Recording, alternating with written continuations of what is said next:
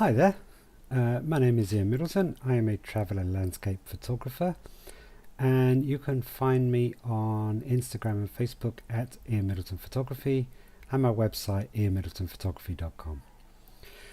This is one of my quick photography tips, and in this tutorial I'm going to talk about dynamic range, its effects and the problems that you can have, and a couple of techniques you can use to overcome this problem. Now, first of all, let's talk about what dynamic range is. Dynamic range is the range of brightness in your scene. Now what that means is that the difference between the darkest part of your scene, so down here in the shadows, and the brightest part of your scene here in the sun and the sky.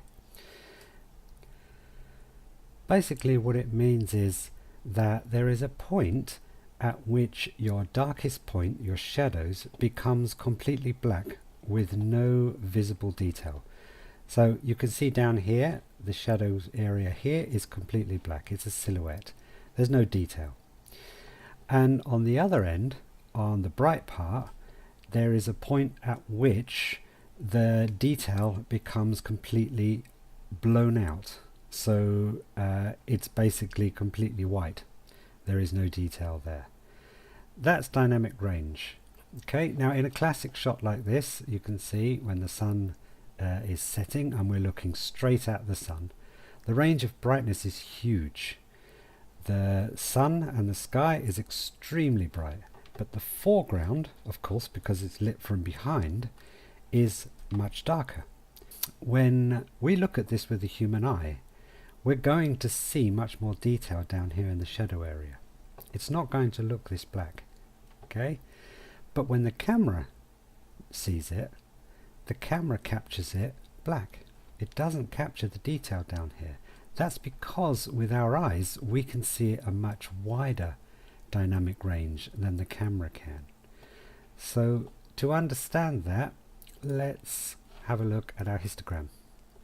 So up here at the top right, this is our histogram. So this is the best way to see it. Here on the left side are the shadow areas, and here on the right side are the highlights. So the brights on the right and the dark on the left. Now this graph shows you the limit. Anything beyond this point here becomes completely black. Anything beyond this point here on the right becomes completely white. So what you can see here is the spikes. These spikes means that basically there are areas within your image, so if I click that, it actually shows you in red, that are completely white with no detail. Okay, now down here this is not illuminated, so that means there aren't any areas that are completely black. If we look at this image, now we have a different story. If we click this, you can see there are some little blue specks down here, not much, but these are indicating areas that are completely black. If we pull down the exposure, we're going to increase that, see? All of these areas down here now, if we turn that off, are completely black with no detail. There's not even that much detail up here, but it's not as bad. So let's pull that back to 0. Turn this off.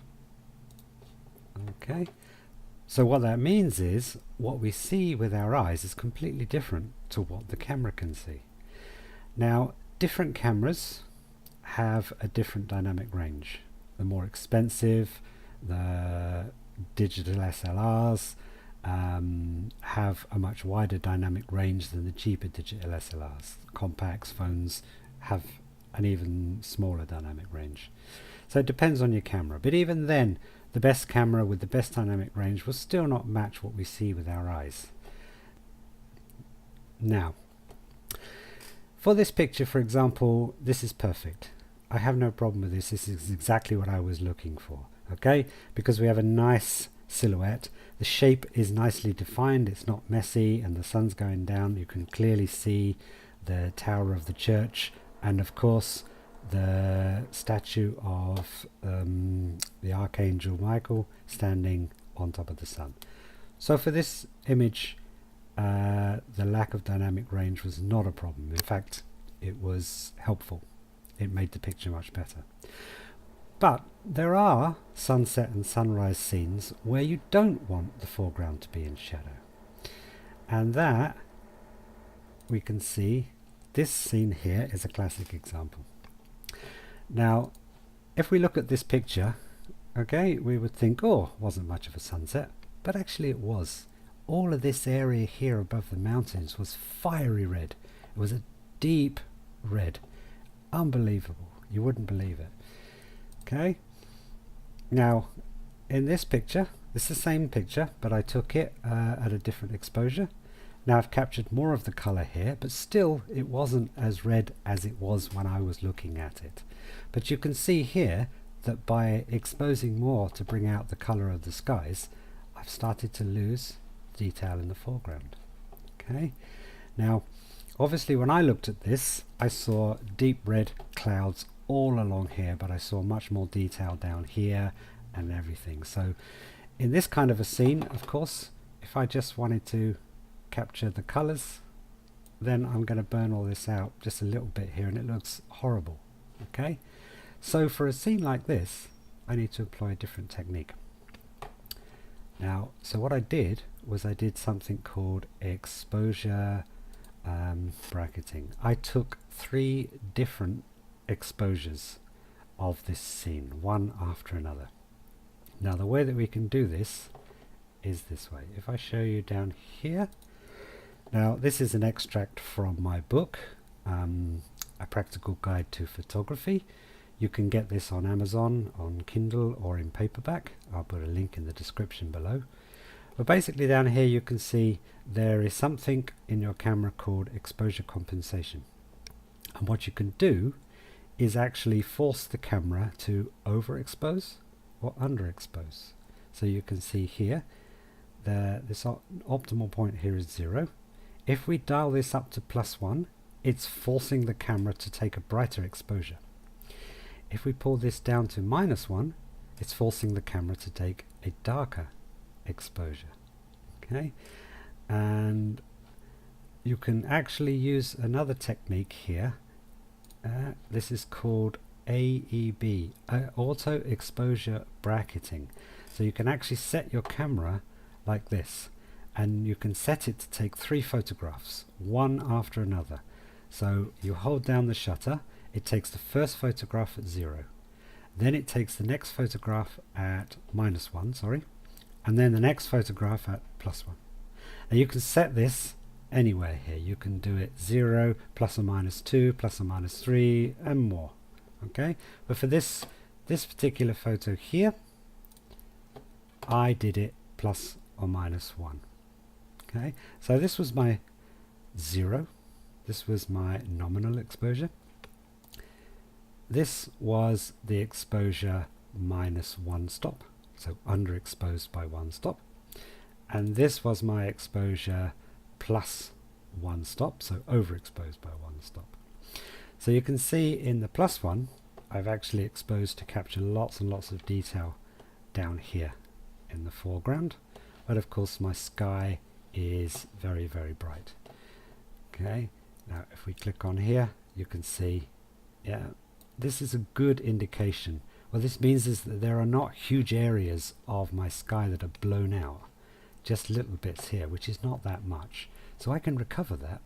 Okay, but sometimes you can't. So that's why taking the 3 exposures is good, because you've got a bit of a backup just in case.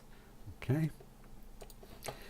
In this one, you can see I've captured less detail down here, more color in the sky, but it's still not enough. It's still not the color that it was when I was there watching it. All of this area here was a much, much deeper red. Okay, so I'm actually going to take this one down 1 stop more. Now that's more like it. That's the sky that I saw. Okay, this is real. This is not fake. Okay, that's exactly the color of the sky when I was standing there watching it. Okay, but of course with my eyes I could see the color here, but I could also see the foreground like this. Okay, so that's why I'm going to use a technique here. Now I'm in Adobe Camera RAW, okay, within Photoshop. I'm working with the RAW file. Now because I haven't lost much detail here, okay, so what I'm going to do is use a tool called the graduated filter tool, as you can see up here on the top. If I click this tool, then I get all of the controls down here on the right that I can use. The graduated filter tool emulates the neutral density graduated filter that you would use on your lens. Basically what it means is that you can choose to darken the top half of the image gradually to a point down here. So you can select, if you come up here, place your cross to the point where you want your graduation to start. If you hold down the shift key, keeps it straight, then you can click and then pull. Now you can set your graduation, you can make it hard graduation like this, or a softer, and you can make it as soft as you want just by pulling it down. The further you pull it down, the softer the graduation. Okay, I want to bring it to maybe about here. Okay, now you can see here I've already got my exposure -2. If we see, we can adjust this, we can adjust the exposure. So I want to take it down to maybe -2 is about good. You can also adjust the highlights here. I don't want to adjust it too much here because it's a bit harsh. Take it down to about 20. And there are all sorts of other things you can adjust down here too, but for now I'm just going to work on both these two. Okay, so I've got my sky, that's the sky that I want, and I've got the foreground, that's the foreground that I want. Okay, now the sky here, this red is perfect, all above here, but above here is too dark. It wasn't as dark as this, you know, when I was looking at it this was much brighter. Okay, so I'm going to use both these pictures. I'm going to select both and I'm going to open into Photoshop.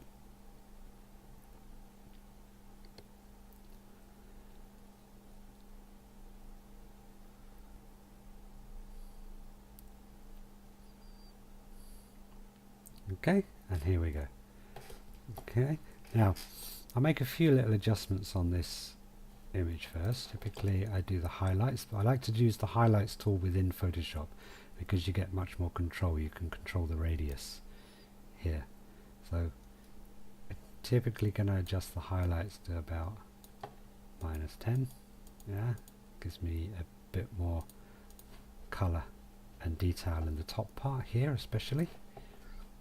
Okay, maybe I sometimes do a little bit, a teeny tiny bit of adjustment with the curves to tweak the contrast a bit.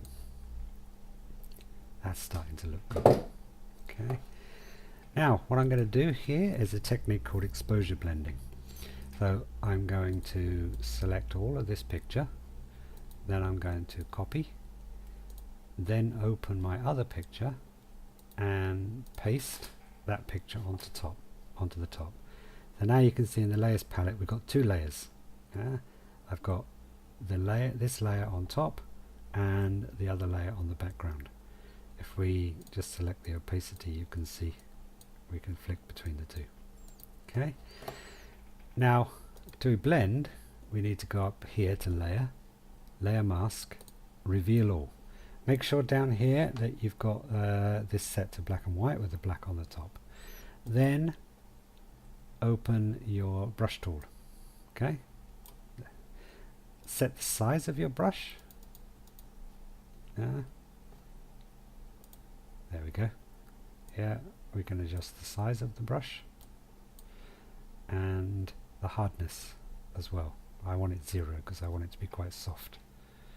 Okay, here we go. And then simply brush through the layer underneath. Now I have to be careful along the hill mountain tops, okay, because I don't want to darken the tops of the mountains too much, then it will look unnatural.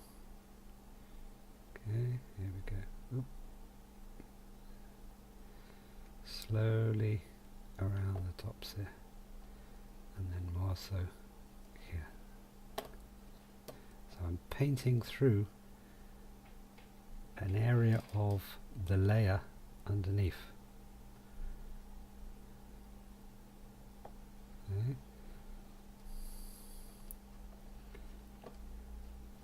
So painting through the darker areas underneath.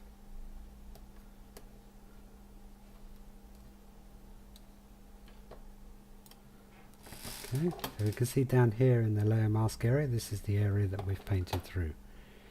If I undo that, you can see the difference. See, before and after. Now that's much more like it. That's more I'd say closer to what I saw. It's still not 100%, it never will be, but it looks a damn sight better. I've got much more detail here. I've got the colour, the deep red colours that I saw, and I've got more detail down here in my shadow area. Okay, now if you once you've finished with your blending, you can go to layer, flatten layer to merge those two, and again if you need to make any more adjustments, maybe another tweak of contrast, just to give that a bit of shine. Well, that's nice. Okay. Now down here, because we used the grad tool, it's a little bit touch too dark on the top of the church here. Okay. If you want to brighten that, one thing I can do is go to, as I can now open this picture again in Adobe Camera RAW as a filter. I'll do that again just to show you. Go up here, filter, Adobe Camera RAW filter. Okay. And we can do a similar thing here. This adjustment brush gives us the same tools here. Zero that. And in this case, I can actually increase it a little bit. Maybe just a touch, 25%. Okay. Down here at the bottom, we can select our brush size, feathering, so we can make it, if we zero it, it's a much harder edge, 100% it's a very soft edge. We can have it somewhere in between. I can come through here and I can just lighten that top bit just a touch, not too much. We don't want to make it look unnatural. Okay, there you go. Okay, that. Okay, now again, undo. See the difference. Look down there. Let's zoom that in. You can see it closer. Okay, redo that. There we go. Okay, again, undo. Redo. So we can see we've brightened that top. Okay, there you go. That's it. Finished. Okay. There you go. So, a couple of simple techniques that you can employ when having to deal with the problems that dynamic range or low dynamic range brings. Hope you found this useful.